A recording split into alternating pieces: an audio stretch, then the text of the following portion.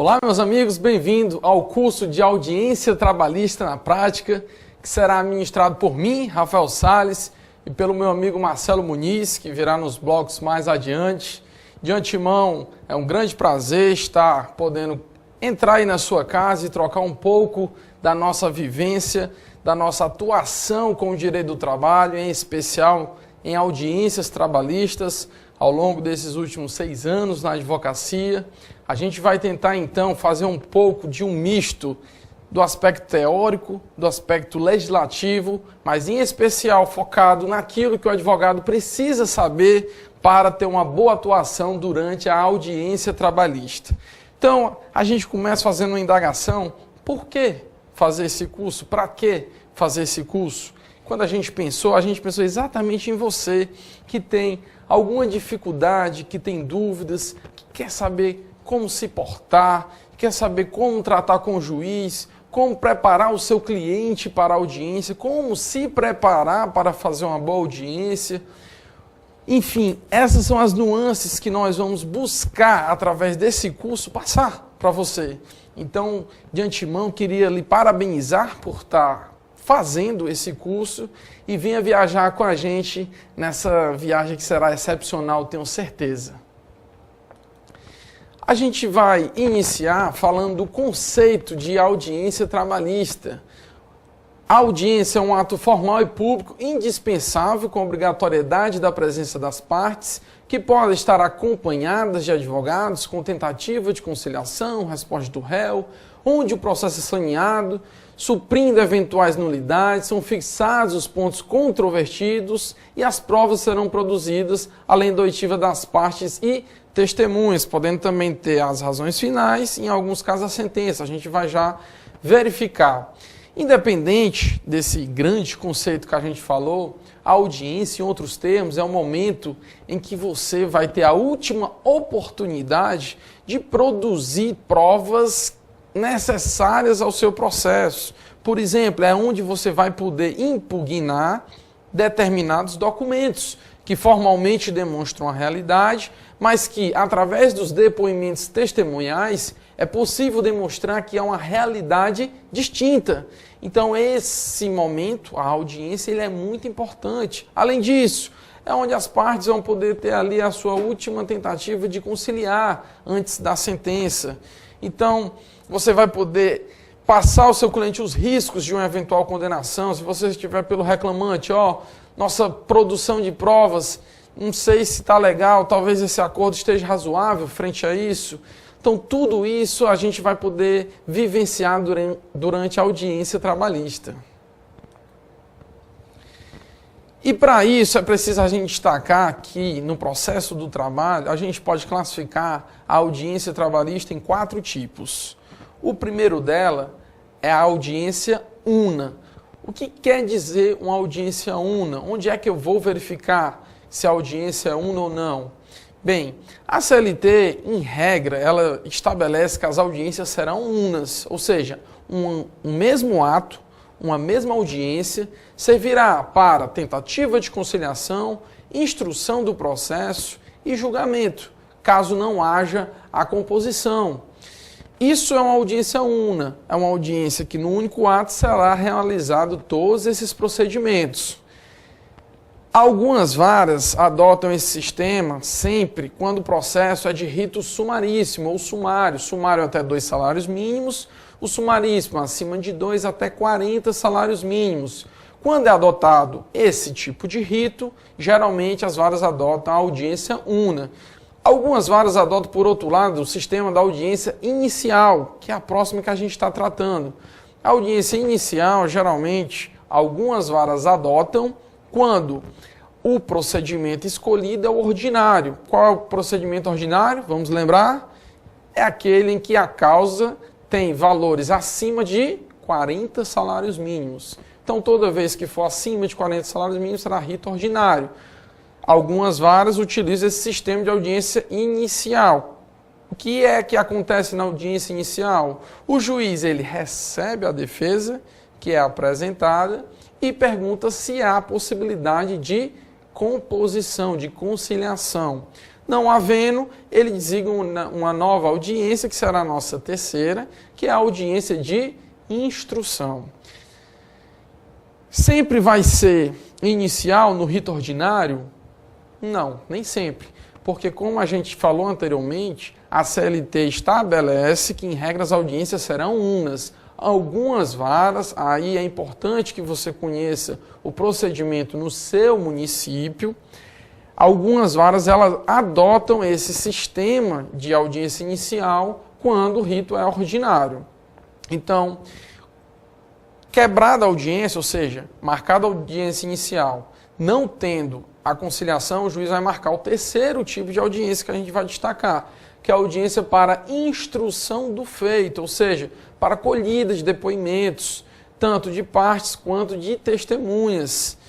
Essa audiência de instrução é quando é marcada uma audiência inicial e aí não havendo um acordo, é marcada essa outra audiência, que é o nosso terceiro tipo.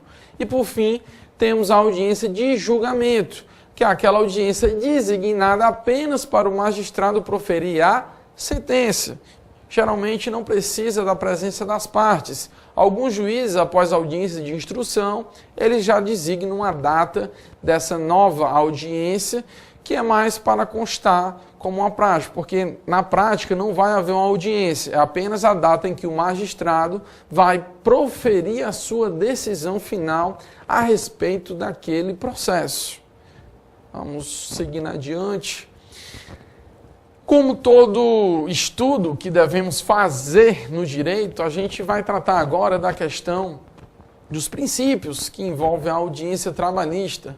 Peço a sua atenção aqui no slide para que a gente possa conceituar o princípio da oralidade, que é o primeiro princípio que a gente vai tratar. Os procedimentos em audiência desenvolvem-se oralmente, devendo os advogados e partes expressarem-se perante o magistrado, expondo de forma objetiva suas assertivas e pretensões. E aí nós temos alguns exemplos, como a manifestação, pedido de produção de provas, protestos e a própria defesa trabalhista.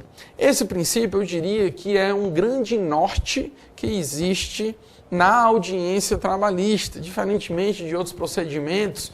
No processo trabalhista, a oralidade é muito presente. A gente citou como primeiro exemplo a manifestação. Como é que ela ocorre? Ora, se eu sou o advogado do reclamante, eu ajuizo a minha reclamação trabalhista. No dia da audiência, eu vou ter conhecimento da defesa apresentada pela outra parte. E além da defesa, ela vai juntar uma série de documentos. Nesse momento, após receber a defesa, o juiz vai conceder um prazo para você, na audiência, ou seja, oralmente, se manifestar sobre eventuais preliminares existentes na defesa, bem como sobre os documentos que foram acostados, sendo essa oportunidade que você tem de impugnar tais documentos. Professor Rafael, mas eu entrei com ação pedindo horas extras. A empresa juntou um controle de jornada. Esse controle de jornada, ele estabelece um horário bem bonitinho, vamos usar esse termo, bem redondinho, ou seja, estabelece que o empregado não tem direito às horas extras. Se eu sou advogado reclamante, ao observar esse documento, eu tenho que impugná-lo. Como? Por exemplo, vamos fazer aqui uma breve simulação, como se estivéssemos na audiência. Excelência, o documento trazido pela reclamada deve ser afastado, tendo em vista que, embora conste os horários de entrada e saída que estão de acordo com a jornada prevista na legislação, ele não exprime a realidade que efetivamente ocorreu, pois o reclamante batia o ponto e voltava a trabalhar. Estão compreendendo? Se eu não impugno esse documento, o que é que vai acontecer? Nenhuma oportunidade de impugná-lo e produzir provas em contrário vai precluir. Se eu não impugno esse documento, quando eu chamar minha testemunha para escutar e quiser fazer uma pergunta sobre jornais de trabalho, o juiz vai olhar para mim e vai dizer: doutor, indefiro sua pergunta, tendo em vista que a empresa reclamada juntou toda a jornada de trabalho do reclamante, os documentos que comprovam essa jornada, e o doutor não impugnou. Portanto, essa jornada passou a ser o quê? incontroversa. Se ela é incontroversa, eu não tenho que mais produzir provas em sentido contrário. Então perceba, a gente sempre cita esse exemplo para que fique clara a importância da análise com calma de cada documento. Sempre eu vou ter que me manifestar sobre esses documentos em audiência. A regra é que sim, mas nem sempre. É comum que grandes grupos econômicos apresentem 1000 páginas de documentos.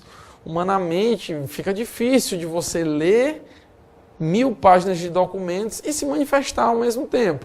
Então, você pode pedir ao juiz para lhe deferir um prazo e aí vai ser remarcada a audiência.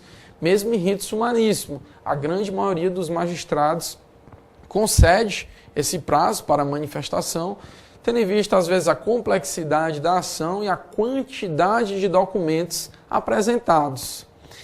Então, sempre a audiência ela vai ter esse viés da oralidade.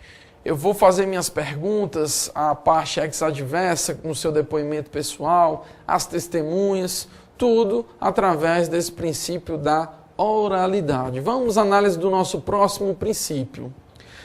Princípio da irrenunciabilidade dos direitos do empregado.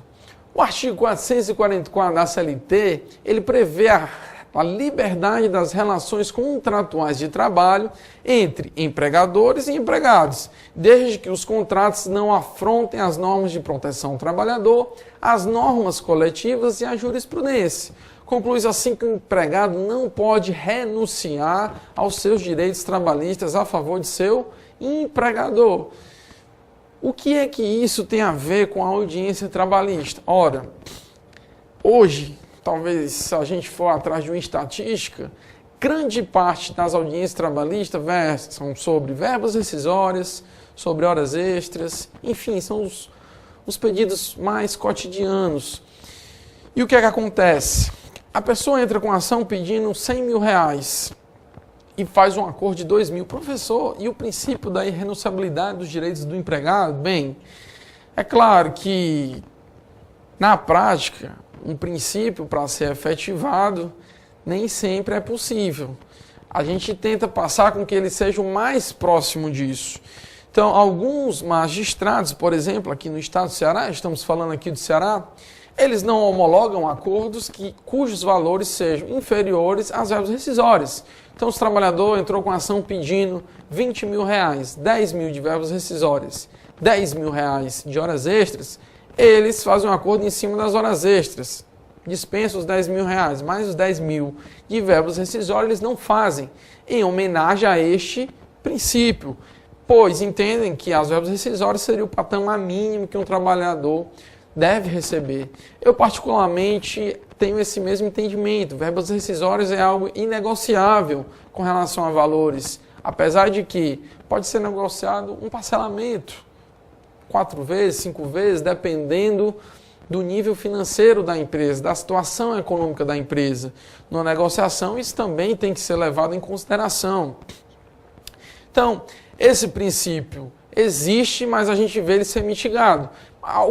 Em algumas situações fica complicado de mensurar.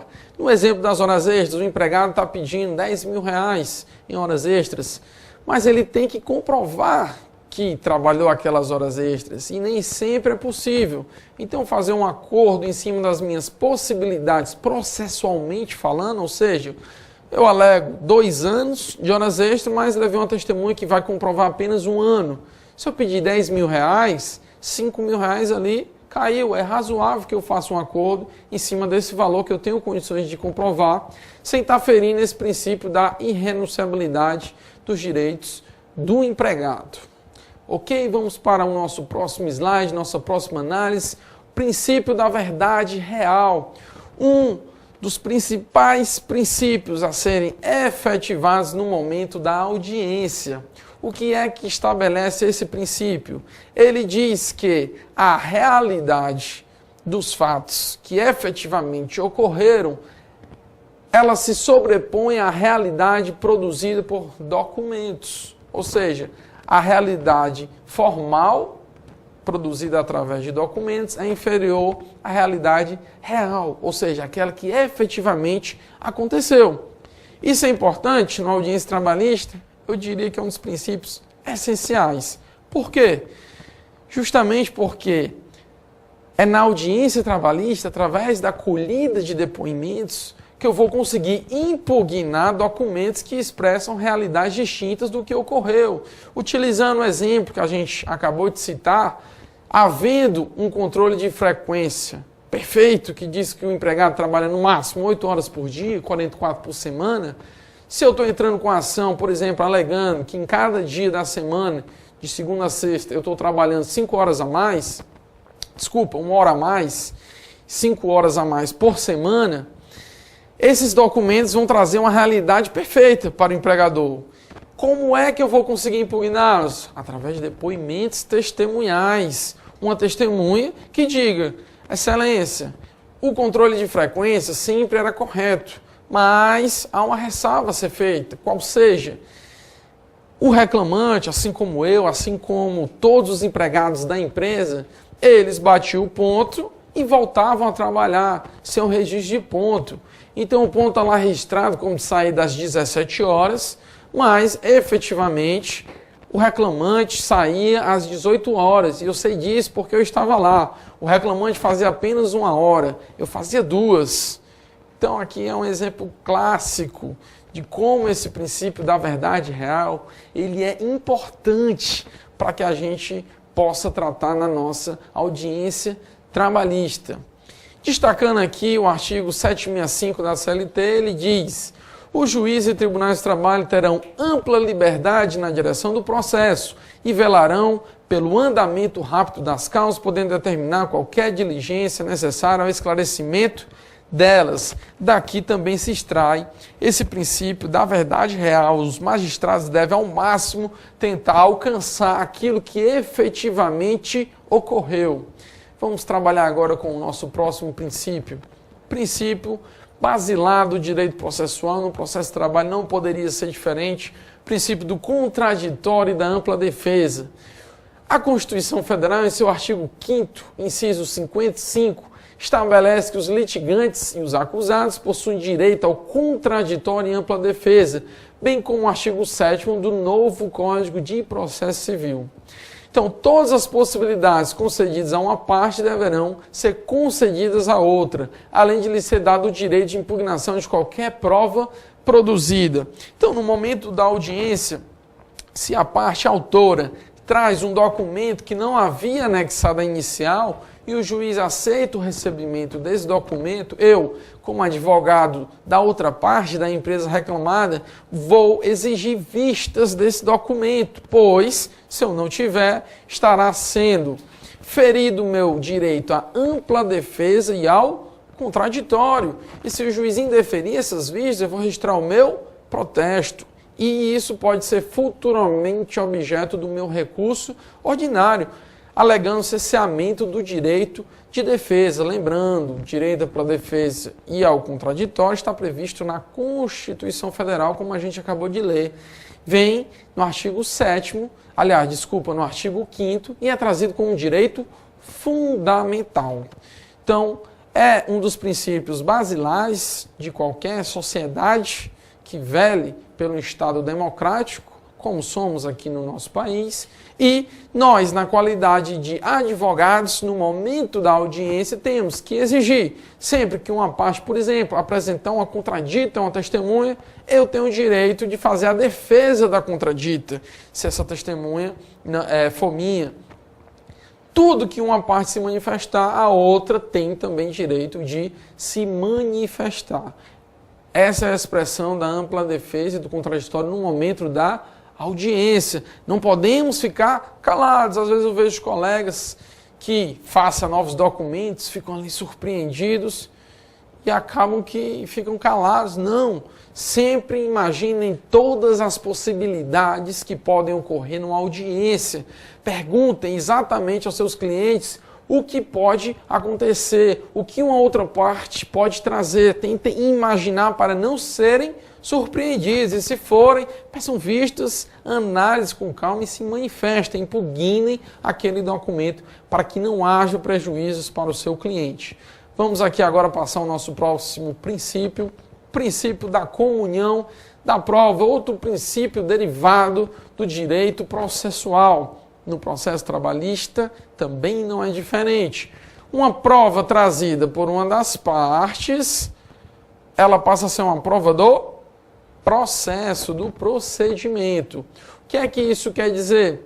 Que tanto eu, por exemplo, se eu trago uma testemunha, enquanto advogado do reclamante, após o magistrado fazer as perguntas que achar pertinente, após eu, na qualidade de advogado do reclamante, fazer as perguntas que eu achar pertinente, um advogado da reclamada, da empresa, também vai ter todo o direito de fazer as perguntas que julgar necessárias. Por quê? Justamente porque essa prova trazida aos autos por uma das partes passa a ser uma prova do processo, que vai interessar a todas as partes e ao juiz no momento que for proferir a sua decisão. Vamos ao nosso próximo princípio. Princípio da hipossuficiência do empregado. Vamos acompanhar aqui no slide, fazer nossa rápida leitura e posteriormente nosso comentário. Ele indica que na relação processual trabalhista, o empregado será considerado a parte menos suficiente, tendo em vista que a realidade social aponta, em regra, que o empregado é menos favorecido que o empregador. E para que prevaleça a equidade e o princípio da igualdade, deve o magistrado da Justiça do Trabalho despender tratamento diferenciado ao empregado, por força do artigo 9º da CLT, que prevê que serão nulos de pleno direito os atos praticados com o objetivo de desvirtuar, impedir ou fraudar a aplicação dos preceitos seletistas, ok?